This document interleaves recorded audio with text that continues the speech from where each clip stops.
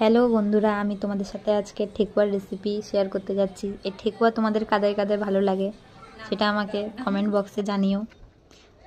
আজকে সবার আগে ঠেকুয়া বানানোর জন্য ময়দাগুলোকে ভালো করে চেলে সুজি সাথে নারকেল কুচানো আর চিনি অ্যাড করে ভালো করে এটাকে মিক্স করে নিচ্ছি।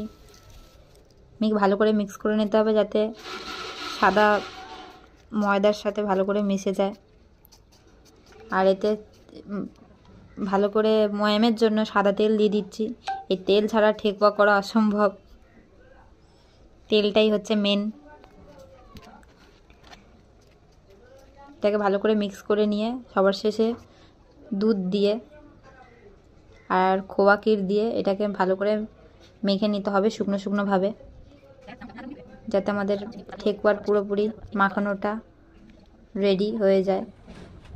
তারপরে হাতের সাহায্যে চ্যাপটা চ্যাপটা করে আকার বানিয়ে নিয়ে তেলে ভেজে নিয়ে আমাদের রেডি হয়ে গেল ঠেকুয়া। তোমাদের কাদের কাদের ভালো লাগলো আমাকে জানি।